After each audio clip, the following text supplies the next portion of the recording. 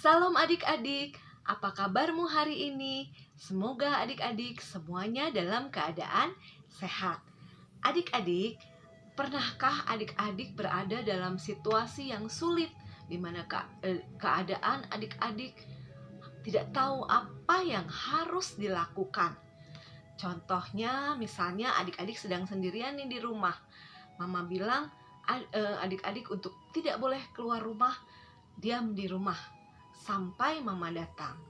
Tapi tiba-tiba datang orang yang tidak dikenal meminta adik-adik keluar dan untuk menolong dia. Kira-kira apa yang harus kita lakukan? Nah, dalam situasi seperti ini, kita butuh sesuatu supaya kita tahu apa yang harus kita lakukan. Itulah yang disebut hikmat, mengetahui sesuatu yang harus kita lakukan dalam situasi atau keadaan yang sulit. Dari mana hikmat itu? Hikmat itu berasal dari Tuhan. Tuhanlah sumber dari segala hikmat. Kita akan mendengarkan firman Tuhan tentang seseorang yang memiliki hikmat yang dari Tuhan. Silakan adik-adik simak baik-baik cerita firman Tuhan ini. Raja Salomo yang bijaksana. Raja Daud adalah seorang anak Tuhan yang hebat. Selama pemerintahannya, Israel tumbuh 10 kali lebih besar daripada kerajaan Raja Saul. Tetapi sekarang dia tidak bisa memerintah lebih lama. Raja Daud sudah menjadi tua dan lelah dan sakit, dan hidupnya di dunia sudah tidak akan lama lagi. Salah satu dari banyak anak laki-laki Raja Daud yang bernama Adonia berkata kepada orang-orang Israel bahwa dia yang sekarang akan menjadi raja. Walaupun namanya berarti Tuhanku adalah Allah, tetapi Adonia bukanlah seorang yang baik. Dia mencoba untuk mencuri tahta. Begitu mengetahui bahwa Raja Daud sudah terlalu lemah untuk menghentikan dia. Tetapi Tuhan mempunyai rencana yang lain. Batseba, istri Daud, tahu bahwa Salomo anak laki-lakinya yang akan menjadi raja menggantikan Raja Daud. Dia mengatakan kepada Raja Daud mengenai rencana Adonia. Walaupun dia sakit, Raja Daud bisa mengumpulkan para pemimpinnya dan mengumumkan bahwa dia akan menjadikan Salomo sebagai raja Israel menggantikannya. Salomo tidak memenuhi kesulitan berhadapan dengan Adonia, sebab orang-orang Israel percaya kepada Raja Daud. Raja Daud mengatakan kepada mereka bahwa Salomo adalah orang yang dipilih Tuhan untuk menjadi raja mereka. Segera setelah pengangkatan itu, Raja Daud pun meninggal. Sebelum Raja Daud meninggal, dia berkata kepada Salomo agar ia taat kepada Tuhan dan menjadi seorang raja yang baik. Lakukanlah kewajibanmu dengan setia terhadap Tuhan Allahmu, dengan hidup menurut jalan yang ditunjukkannya, kata Raja Daud kepada anaknya. Itu adalah satu nasihat yang sangat baik.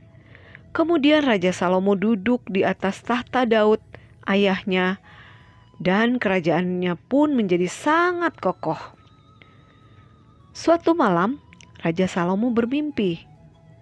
Dalam mimpinya, Tuhan menampakkan diri di hadapannya dan berfirman, "Mintalah apa yang hendak kuberikan kepadamu." Adik-adik, jika hal itu terjadi padamu, apa yang akan kamu minta? Kekayaan, kehormatan? Tetapi Raja Salomo tidak melakukan itu. Raja Salomo meminta hikmat untuk menjadi raja yang baik. Permintaan raja muda itu menyenangkan hati Tuhan. Salomo mendapatkan apa yang dimintanya. Tetapi ternyata Tuhan juga menjanjikan kekayaan yang besar dan kehormatan kepadanya. tidak memerlukan waktu yang lama bagi orang-orang untuk menemukan hikmat Salomo. Suatu hari, dua orang ibu datang kepadanya dengan seorang bayi. Pada suatu malam, anak perempuan ini mati, dan dia menukarkannya anaknya yang mati itu dengan anakku yang hidup. Salah seorang perempuan itu berkata, "Bukan, anakmulah yang mati, dan anakkulah yang hidup," jawab perempuan yang lain. Bagaimana Raja Salomo bisa mengatakan mana ibu yang asli dari bayi itu? Kemudian raja berkata, "Ambilkan aku pedang." Jadi mereka membawa sebuah pedang di hadapan raja. Apa yang kamu pikirkan tentang rencana raja dengan pedang itu? Dan kemudian Raja Salomo pun berkata, "Pegahlah anak yang hidup itu menjadi dua, dan berikanlah yang setengah kepada yang satu, dan setengahnya lagi kepada yang lain." Ibu dari bayi yang hidup itu berkata, "Ya Tuanku, berikanlah kepadanya bayi yang hidup itu. Jangan sekali-kali membunuh dia." Tetapi yang lain berkata, "Supaya jangan untukmu atau untukku, pegahlah." Maka Raja Salomo berkata, "Berikanlah kepadanya bayi yang hidup itu. Jangan sekali-kali membunuh dia. Dialah ibunya." Semua orang Israel yang mendengar keputusan itu menjadi senang, dan mereka memberikan penghormatan yang luar biasa kepada Raja Salomo. Mereka melihat hikmat dari Tuhan bersama dengannya.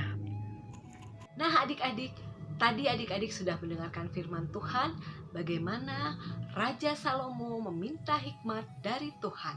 Dia tidak meminta kekayaan atau kehormatan, tetapi meminta hikmat kepada Tuhan supaya dia bisa menjadi raja yang baik. Nah adik-adik, maukah adik-adik seperti Raja Salomo yang meminta hikmat dari Tuhan? Karena ayat hafalan kita hari ini adalah dari firman Tuhan kita, yaitu dari Amsal 9 ayat 10a. Demikian ya, kita bacakan. Amsal 9 ayat 10a. Permulaan hikmat adalah takut akan Tuhan.